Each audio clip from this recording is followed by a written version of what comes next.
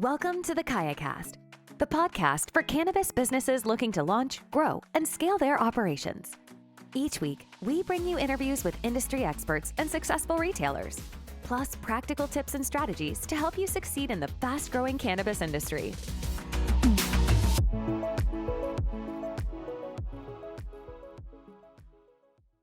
Hey guys, in this episode, we are joined by Mike, the CEO and founder of Temeka Group. Temeka has built over 600 dispensary locations across the nation and has helped brands like STIIIZY and Cookies launch successful stores. Mike talks about what he would look for when choosing a dispensary location, as well as what he would prioritize when building a store layout. If you guys are looking for a location today or building out a store, this episode's for you. It could possibly help you save hundreds of thousands of dollars. I hope you guys enjoy. Thank you so much for joining us today. Hey, Tommy, thank you for having me. It's an honor to be part of your program today and look forward to spending a few minutes talking about the cannabis market. You guys have helped build over 600 dispensaries. What's your advice to an entrepreneur that's choosing a location for their business? You know, I think there's a couple different factors looking at it. You know, the area, like you're looking at California versus New York. So let's go to New York. You know, there's different local locations. So is it a neighborhood location like Turp Brothers? They pick their location up in the Queens area, but it's very, neighborhood focused. Then we have other clients that are going into areas like Times Square. That's touristy, kind of locations. Greenery spot up in, Johnson City. So I think it's all depends on what factor of customers you want to service, and secondary is the market you want to be in. In California, it's depicted a lot on the regulations of, where they force it and stuff. But I think it's depending on what type of store you want to service, the amount of people you put through. But neighborhood versus a tourist location is one. If you had to pick between the two, if you had to open a store today, where would you go? Neighborhood. Because I look at these things eventually becoming your liquor store. And I look at, the commodity. The other thing I look at is the expense of tourism in those markets. You're talking about getting a customer once, taking a bunch of pictures, spending a lot of time on that, customer journey going through them, and poof, they're gone. Versus customers are going to be your repeat customers that come in every week, and you basically create that family with them. It's that family neighborhood market. You walk in and, hey, Tommy, how you doing? You want your pre-rolls like you bought last time? Like, that, and you feel special about the engagement with that customer versus, somebody that's at Times Square. Granted, you're going to put a lot of people through the store, but there's not going to be very heavy retention. And secondary too is it's going to be a lot of customer care to get to that sale. It sounds more expensive to serve new customers. Yes, 100%. 100%. And what I'm going to compare this a little bit to, we did the Lakers Clippers store in LA. The biggest problem they had is people getting bussed in. They wanted to buy a jersey, take a picture of it, and return it. So you got people coming there for the wrong reason. They're not coming to buy stuff. You know what I mean? And that's where I see a lot of giggling people taking a picture of cannabis inside, Times Square, versus somebody that's serious that wants to go and they're getting their product. Just like somebody going getting their vodka or their 12-pack of beers on the way home. They're going to get their pre-rolls or getting their flour. That's the type of customers and customer retention. So you could start counting on the Tommy as a customer and all these other ones every day that you have a good portfolio of your customers and the repeat customer. So what other considerations should somebody look into when choosing a location? It's all about money. It's your building costs. So when you're looking at site selection, is looking at the bone structure of what's there. And there's a lot of things that could be very expensive surprises. You don't want to be surprised. So that's what we get involved with a lot for the site selection. So ADA, your bathroom is ADA compliant. There's things that your bathroom has to be in a certain way. And in New York, a lot of these buildings that we've seen happen, they aren't that way. Other surprises, HVAC, systems. They could be $80,000 to $250,000 to replace when you're talking about a building 15 stories high. That's a lot of money and a lot of expense. So doing your due diligence, I'm not going to name names, but I've been in, some of these site selections where they've had me post mortem after they've executed and kind of get an LOI. And we're asking questions. They didn't even know the building didn't have HVAC. And now they're going to have the cost of burden to put on that. And, once a landlord, you sign that, you kind of sign with the devil of what you're going to have to put out. So having eyes wide open so you could have a formatted, a game plan of what that cost is going to be and looking at that. So that's obviously a huge consideration. And then square footage. A lot of people get caught up into square footages and, oh my God, I got to have this size. So what we do is look at the value proposition, the neighborhood market versus somebody that's going to, be in Manhattan versus outside. Look at the square footage and make it an ROI. Look at the possibility of how many customers you can put through there. We've got little mathematical equations of transactions per person times the hours and kind of figure that out. And that's super important to look at, the optimal square footage size so you don't overbuy, because when you're talking Manhattan, you're talking about a lot of rent. Those are some big rents that you see people, paying $70,000, $100,000 of rent. You got to sell a lot of cannabis to pay for that. So, obviously it's a big, big undertaking to do that. And that's, huge considerations. So, when somebody is deciding how big they want to go, what should be their thought process? Because I hear a lot about people talking about consumption when it becomes available, etc. When you're first starting out, how would you decide your first location? So I would look at, for us, the ideal space is about 2,500 square feet. We can go smaller, we can go bigger, but 2,500 square foot is that, that sweet spot. The concern, I talked to lots of people. Sarah Stewart is one of the optimal people in consumption. The problem you have with consumption is to make money at it. If it's an extension of your customer offerings and you buy product and you get access to it, cool. I know a lot of people just want to have a consumption, but I think if you looked at a business, practice and the business aspect of it, it's got to be an extension of the sales of your store. It's an add-on. It's part of the VIP package or something like that to get people, the repeat customers. If you try to do consumption standalone, I think it's a hard buck.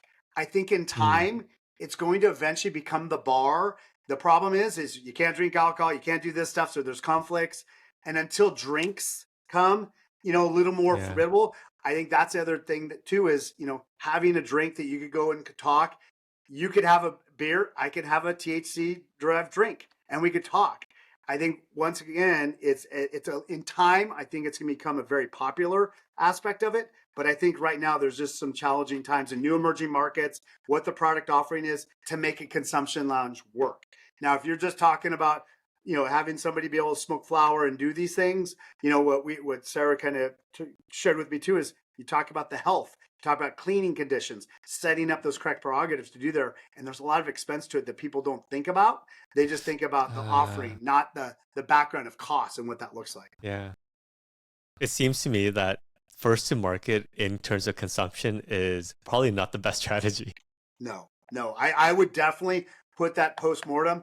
Concentrate on your store. That's where you're going to make the money. That's where you're going to get repeat customers. And you know what?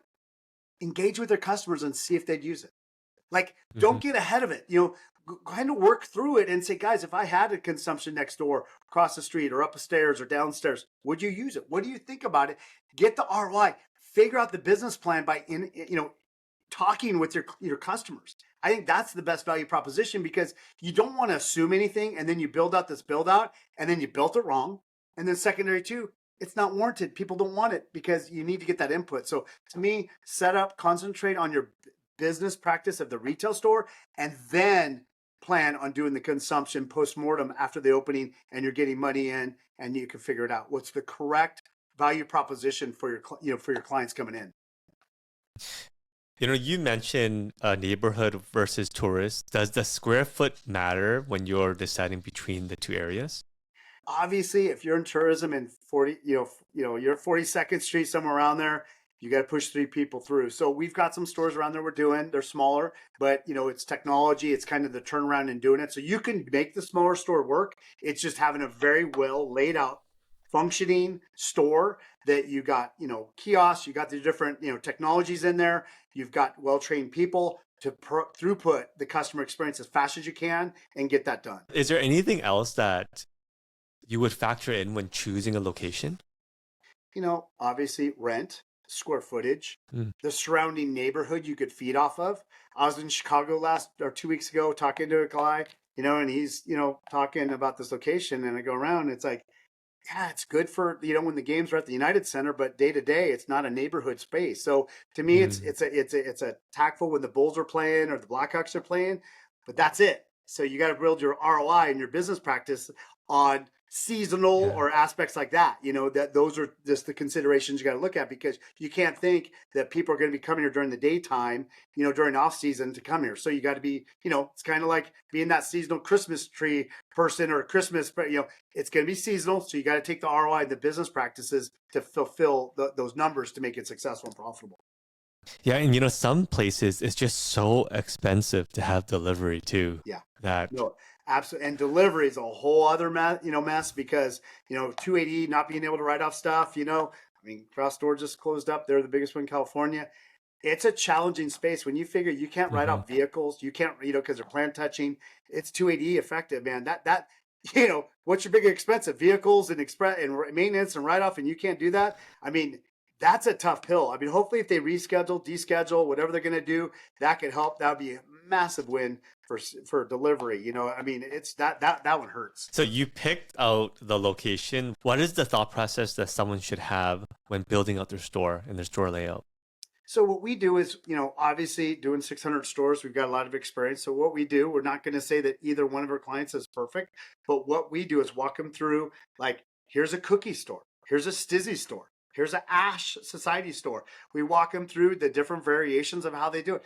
You could pick the experience of what you want to do. We talk about the numbers these stores produce, and they're like, oh my God, and go through that experience. So, being a bodega versus being a fusion between the two, or being fully deli style, what that looks like, a lobby, not a lobby, like what do those things look like? And so for us, it's the variable of our experience that we could show different options and how to make that work. With technology in the stores, how your placement, fulfillment, like how we go about doing this. And these are the stores that are small that are doing big numbers. We could just show how the fulfillment works in a store that's smaller, Mhm. but putting out big numbers. So that's what we feel like with our experience and what we're able to do. We could walk through multiple scenarios of how they could execute a store, and it's their discretion of what their customer experience wants to look like, and build from there.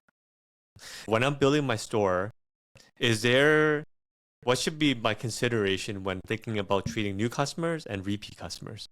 Oh, good question. Good question. Because, at the end of the day, I think, we've talked about this in the past, is there's a different experience. When you come in, Tommy, how you doing? Have you been here before? Oh, you haven't. Tommy, welcome. Hey, we got a new customer. Celebrate them, make them feel warm and special, because half the people come in, they don't know what to ask. They're a little concerned. They're quite, Mhm. they don't know technology. They don't know this stuff. So I think for those, it's the white glove service. Come on over here. Let me talk about it. I know there's probably questions you have to ask. No question is dumb. So don't be, Mhm. ask me everything you want to hear, because a lot of people, indica, sativa, terpenes and shit, it's like, what the heck is all this? I don't Mm. understand. All I understand is this could possibly help with inflammation. It could help with sleep, like all these different things. And have some conversation. So let's talk about it. Let's get over here to the kiosk, or I could just talk to you one-on-one, whatever you feel more comfortable with, and do it. Now, repeat customers, you know, now it's about efficiency and speed. So did they pre-order? Do they need to go to the kiosk to order? So, to me, it's like traffic control. You're caught coming in. Mm. Tommy, hey, what's up? You're back, bud. Hey, going on there. Did you pre-order? Okay, go to the expressway to pick it up. Have a good day, man. Talk to you soon. In and out as fast as you can, because people, especially in New York, as we know, you know, it's about efficiency and effective. They don't want to wait in line. And that is a distinct difference between California to New York. Technology's around California as much, but people drive everywhere. Everywhere you Mm. drive. And I think people, when they get out of the car, they don't mind spending, 10, 15, 20 minutes in the store, because they're stretching their legs, because, we all know California's traffic sucks, then you got to get back in the car and drive. So people aren't so much. New York, whole different animal, because people are in subways, people work in those neighborhoods or whatever. A lot of people don't even have cars, for God's sakes. They want to get in and get out. You go into Starbucks. I mean, they got Starbucks just ordering kiosks now there. McDonald's, you don't talk to people, you order in kiosks. So everyone's so well established there. The technology's Yeah. just, it's a given. So they can go in, order on the kiosk. They can go straight to the express window if they pre-ordered. But once again, if you're the first time, it's a white glove service. Talk to them, make them feel good, make them feel comfortable with asking questions, educate them, and talk about the products and what they all are. Talking to you, it's just dawned on me. I try to visit dispensary every week, and the last time I was at a dispensary and they had there wasn't any kiosk, there wasn't any bartenders on the floor. You have to line up and order over the counter. And even though nobody was rushing me, I felt a little bit rushed because there was somebody behind me. Yeah. And I just You're didn't. embarrassed. Yeah. Yeah. I didn't want to ask any questions. No, because like, you're asking questions. You're like, oh my God, am I taking too much time? Should I just order something? Yep. Absolutely, man. And like you say, people don't know what they don't know, and you don't want to feel stupid because you don't know. And like you say, and then they get frustrated and then potentially cancel the order and walk out. So that's what I think, like you say, is just spending the time, making sure they understand it. And some of the well-run stores that the bud tenders stand over you and just say, hey, let me know if there's anything. Raise your hand, and I'll come right up and get those done. But the other challenge with that is people get, I'm not going to say lazy, but they just want to have them do the whole thing on a kiosk. And sometimes I don't think that's the right way. You could have one person to 4 kiosks or whatever that is to service all of them, but you have to have somebody out there. And I think, some people get intimidated. I'm an old guy, technology, it still kicks my butt, at times, but, and I've been around a while, but it's like sometimes I feel uncomfortable with my kids. They just jump in, run in and order whatever on those damn kiosks, where me, I'm a little like, something that probably could take literally 30 seconds. I'm going to take a minute and a half because I'm not familiar with the buttons and the technology. I'm a little intimidated with. What are some ROI considerations that somebody should consider when building out their layout? Yeah. What's happened in this market is, it's been beaten up a lot. So a year ago, all this money, everyone's going to be doing this stuff. And now today, all the investors are squirmish. They're concerned about injunctions. They're concerned in other markets. And what I call it's normalization of the market, because it's supply and demand problems. It's all these things as you bring it on retail. You're trying to grow product and doing that stuff. It's all these ebb and flows. So for me, an ROI is, at the end of the day, is what we've been doing is we've built from the ground up. What's your budget? Okay. What is your budget? Okay, what I can give you is based on regulations within OCM or whatever regulatory bodies over it. I can give you the minimum to open a compliant store and then build up from there. Like Fixer Upper, that's Joe Fixer Upper. You got this budget. Hey, $180,000. I can build the store. Here it is. Now you got $60,000, $70,000 left over. Now let's add these lipstick things. So kind of build from the ground up versus trying to swing at and people like, I don't need to spend this much. No, like I want to get you down to the lowest point and then build up, because, there's some people that want to spend millions of dollars and do a flagship, and that's great. But like when we talk about retail stores, even on the retail section, a store on Fifth Avenue we've done, they're going to spend a lot of money, traditional retailers, but their mall stores are subsequently down. It's a watered down version of that. So it's kind of like the ROI is like, how much money do you want to put into it? So what we try to do is we call it the race to the sticker to get your OCM sticker. Let's get the minimum cost, what it does. And then, you're open.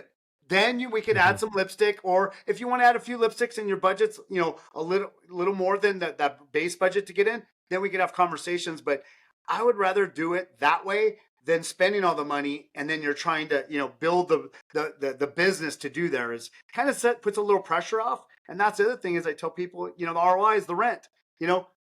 Writing a $70,000 check rent versus a $30,000 versus a $9,000. Man, 9 is nice, and we have operators that they do that in a day, they do twice that in a day. So half their sales in one day can pay their rent. We have other people that accumulate multiple days of sales to come up with a rent.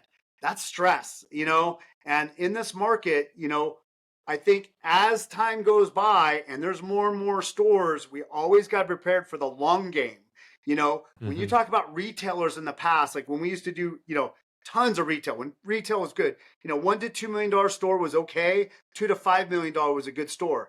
Cannabis, tens of millions of dollars. Yeah, those are stores to be had out there. They've got stores 50, 60, million dollars a year. Eventually it's going to normalize and it's going to become just like your liquor store. And it's going to become that $2 to $5 million. There's going to be a couple little, what I'd call unicorns that are going to do really well. But at the end of the day, it's going to become liquor stores, at the sense of what it is. So I think, looking at the ROI is the money you put into it, what that's going to take, and then spending less means you have to less to raise money to do it, and you could potentially self-fund it, or it's less equity you got to give, so you go in with less capital requirements to get your store open. That makes so much sense. In what is the baseline it takes to open a store based on regulations? Yep. And that's the minimum. Yep. Everything else is a cherry. So let's talk about ROI on things that you want to add. Yeah, exactly. And that's like security. Meyer Security, we've done a lot with, where we work with a few other security companies. But hey, here's your base cost. Mm-hmm. And then if you want card access, you want these things, and we go through it. We've compressed the cost down as the bare minimum to get OCM compliant, and then we can enhance it from there. And that's what we talk about technology. These are the good things about it. These are the costs. Like, does it make sense to charge, to get this screen or self-order, making sure they're integrated, that they all work. So it's not each one of these technology pieces is siloed, not talking to each other. Mike, what are some structural layout considerations that people should think about to improve efficiency or to make sure that operations are efficient when they're running? It's the fulfillment room, the placement of it versus the cases. When you're talking about product, and think about a person and or your employee, how much time they've got, walk around to get product. And that's some of the things that are not thought of when you talk about an effective, efficient store, is if you've got to go walk past to here, then somebody's got to walk past to there, and think about doing, 100, 500 transactions a day. They're walking a bunch. So how do you minimize that customer interference and customer transaction time so it's quick and efficient? And so those are things that, you look at Gotham Buds, walking in that store, they have an express window before you even go into the sales floor. Very effective. The fulfillment is right adjacent to the sales floor, so you can get product through there. Back stock, we have back stock in the cases. So literally, I could. What do you need to? Okay, great. Here it is. Grab the product, bag it, go. Versus other ways we've seen it is, okay, Tommy, let me. I order it, it goes to the back, it's fulfilled, it comes up here, da da da da da. So it's just, the customer, turnaround to get the product pulled and out, and the customer fulfilled their order. So those are just things we look at. And then the other thing too is looking at growth. As you grow, like don't put the bathroom in the middle of the space, because bathrooms you don't want to move. Rooms and expansions and stuff, like make sure the bathroom is on the back wall or side wall or something. So if you go to expand or chop up rooms, you're not contending with something that you really, it's expensive, really expensive to move as a bathroom. You don't want to mess with that. So those are just considerations you could look at for those aspects. I never really thought of that as future growth. Yep.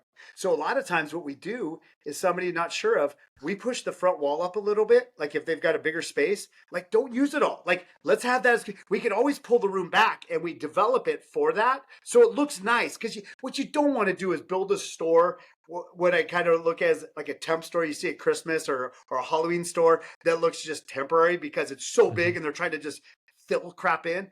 Let's make it comfortable beginning. We can always move walls and do things, and that's some of the stuff we do in the bigger spaces that you can always change it up a little bit, and that's, the Temeka line, why we did a modular system. You could always add to it, do stuff. It's not built in that there's flexibilities to increase capacities with your customers and bud tenders and being able to add POSs. Those are just some of the things we look at.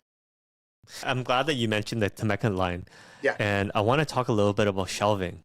What are some considerations on shelving that retailers should think about? So what we did is we saw the barrier cost. We came up with our own Temeka line system. So we have 3 different display cases that kind of display the product and stuff. One's a very medical, low SKU count, because in medical, you typically don't have the SKUs. We have our drop down waterfall that we derived off of STIIIZY's. And then we got a higher end one that's a museum style. Glass comes up, very elegant looking. We have that. And then we have a couple different wall systems that we have to display products. So, right now in the New York market, they are not friendly with selling the real estate, which here in California, everyone sells real estate, for the shelf space, just because, it makes you money. In traditional retail, what you go into Macy's, where they sell shop and shops, what we call shop and shops. That the 30 years we've been building stores, that's what's sold. So you go into Macy's, you got a Guess, you got, Louis Vuitton, they have shop in shops inside their space. That eventually is going to become part of it. Just like in liquor stores, you got, different people buying real estate for advertising and stuff. It's eventually going to get there. I know regulations aren't there yet, but eventually in time, it's going to do it. But what we've done is categorically set them up for different products. So you could set that categorically up. And then in time, you could switch those out to be product related. So if, a Rove, a STIIIZY, or any of these type of brands, wants to, buy that shelf space eventually in time, they're going to be able to do it, advertise in that space and do that. The other thing is we're working with Hearst Media. Hearst is obviously a monster in the media game. They've entered into the cannabis market. So what we're doing working with them is the advertising part in what they're selling the consumer on social media is our screens will connect with that. And then it'll be that, when you have a Coca-Cola commercial and that commercial you saw is instigated and put into the store environment, we're starting to do that with cannabis and working with Can Studio and be able to do that because of their size of it. They're leveraged better to be able to advertise in a compliant way that nobody else can. So that's pretty excited about those new ventures for them as well. Well, that's awesome. Yeah, Wow. no, it's really cool. So we've been really excited about bringing them in and having conversations. So we're working on a few brands right now of doing that. So it's super exciting. It's once again, it's normalizing and making, what we're doing in a broader scale of being able to do it because of people like Hearst that has the ability to have access to people. They're like number 4 on search, behind just a few people. So how would this work as a retailer? Like nuts and bolts? Yeah. So basically, they engage with Can with us. We've got our what we call our shop in a box partners that we talk about. So Hearst just came into the space. Jeremy at Turp Brothers, Roland at Smacked, Good Grades is using them and stuff. What I love about it, it's decreasing the cost of like the weed maps and stuff but it's effective because they have real measurables of the audience they could speak with and getting access to those customers to get into your store. So it's a lot bigger reach. I mean, they own, I don't know how many magazines and all the different newspapers and stuff. And that's what we were talking about, different people targeting Ithaca. We're talking to Will. He wants to target the college, like he hasn't really went after it. They're like done. And, when they talk about the price, like, really, that's it? Because, unfortunately, in this space, people have been predatory, in this space. And that's what's kind of exciting. Rank Really High is another one that it's in the box. They're websites that connect with all of us. We have this great relationship and what you've seen us with the Shop in the Box with Kai Push. You guys are incredible. And when we work together, it gives a complete package of integrated tools, physical and tech, that work cohesively together, and we're value proposition in the right way for us to do not one store but many stores, with everybody. So I'm really excited about working with you guys, Kaya Push, Rank Really High, Dutchy, and all the different partners we're working with, Can Studio, and stuff like that. I wanted to ask you this, and this is related to what we're talking about. Do you have any advice on common mistakes you see people make? I've seen a lot. I think that some of the bigger problems I've seen is people don't know what they don't know. And a lot of people have a lot of friends that try to, clamp on these people and they're bros or whatever you want to call it. And I've seen a lot of friendships, unfortunately, get broken in the space because, I can do that. I can do the construction. I can do this, and they can't. And I can tell you so many different people that have blown apart because of that, and or referring somebody for the wrong thing that doesn't know what they do. So what I always say is do your homework, really go through and spend the time to do the due diligence of the people, what they say and do. And also too, is it worth what that bro is telling you to do? Is it worth it? Because this is a friend, and this is typically your life savings you're putting into the store to invest in stuff. And think about the risk of if it goes bad, what happens. I've seen a ton of friendships end because you F me or whatever. It's a hard position. It's hard to do business with friends anyways, but let alone something like this is really tough. And I've seen people put money into it. And then what happens is bro doesn't come through. They had a budget. They thought they could do the whole store for 800 million bucks, and it gets 2/3 built. Now what? Now what do you do? Now you got to go raise more money, and you've completely, and you're leveraged because now I need the money to finish this thing, and that those investors are going to know it and go, okay, these are my turn. It's not the right side of leverage is on the wrong side.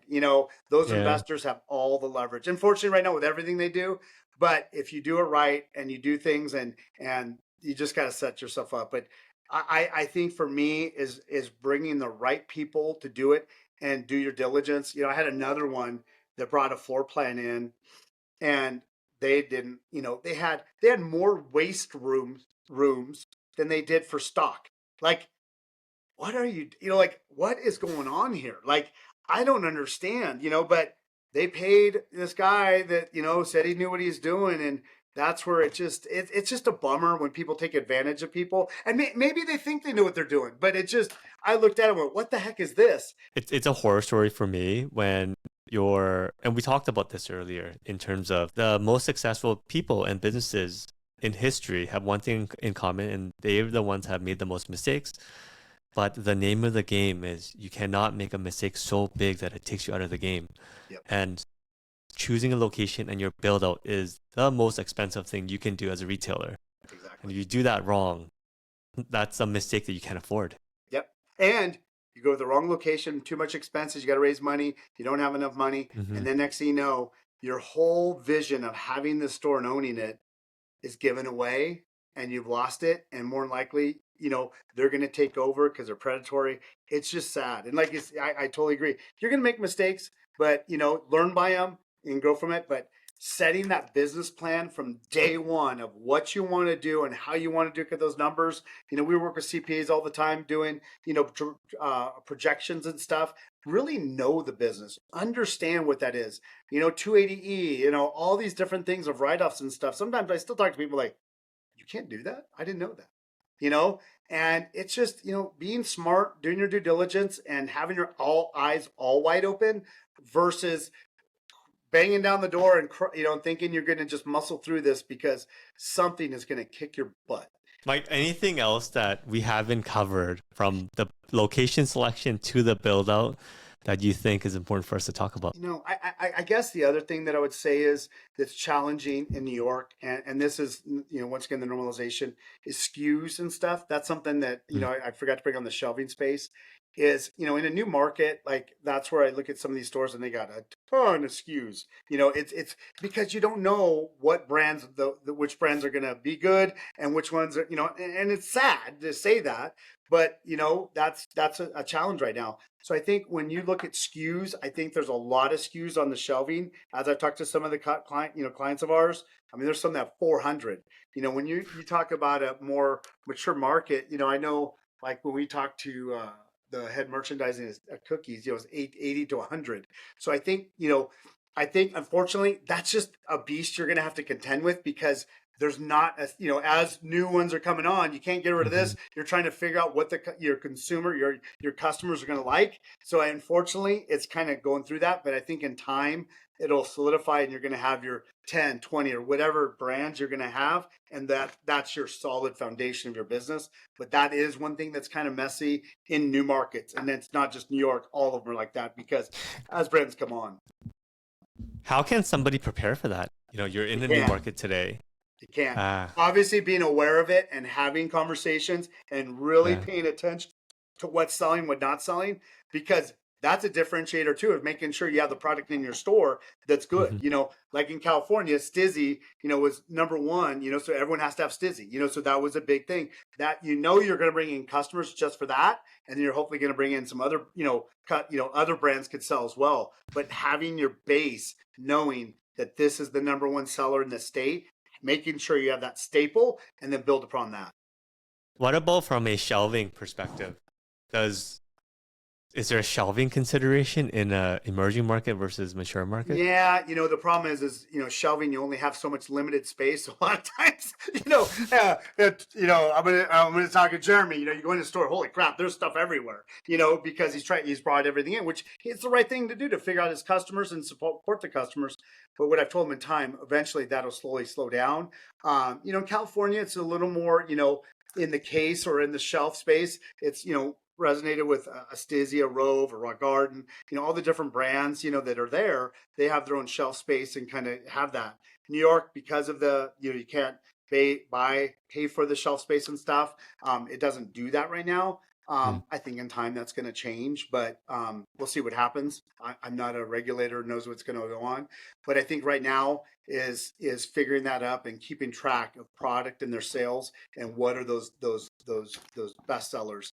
And I guess the other thing is, when we talked about, advice, knowing your COGS, knowing your product, do not get caught into the race to the bottom. This is one of the last things I would love to share with. Be careful on heavily discounts and go through that.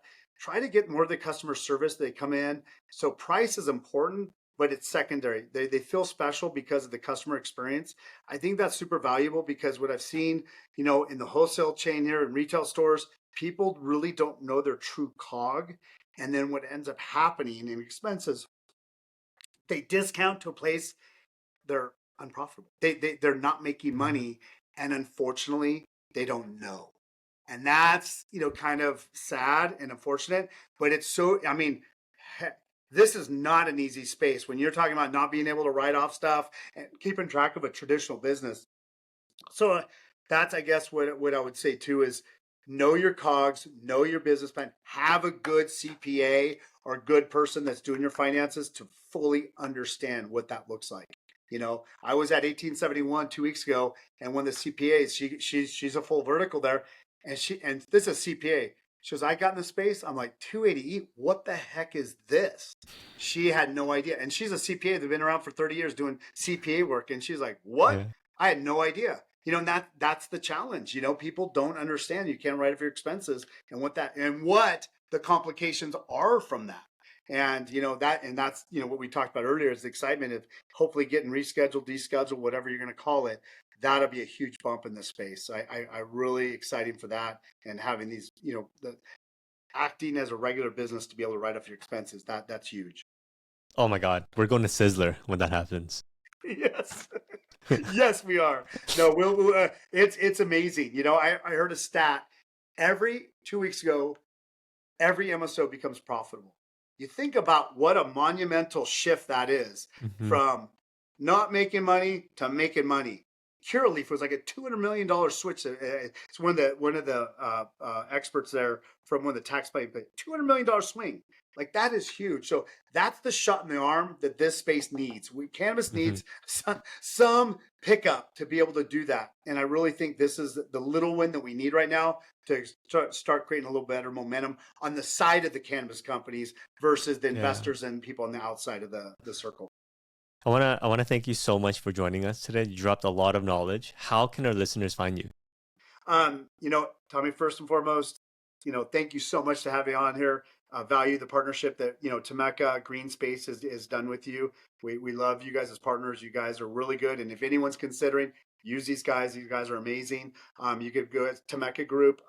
You can go into our website, kind of go in there, and you could hit a link and get in contact with us. But we're on, I think, all the social media channels and stuff like that. But TemekaGroup.com. TemekaGroup.com. Perfect. Thank you so much, Mike. Hey, no problem at all. Thanks, Tommy, and we'll talk soon, buddy. Appreciate it. Talk soon.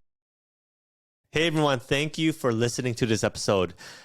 There's a great saying, a terrible operator in a great location will outperform and outsell a great operator in a terrible location. I hope you guys are successful in the community that you've chosen to be a part of. Until the next episode, take care.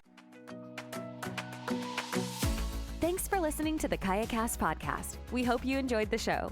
Don't forget to subscribe to our podcast in your favorite podcast app, or visit our website to learn more about our guests and to access the full archive of episodes from the show. Join us next time as we continue to explore the world of cannabis and help you grow, launch, and scale your business.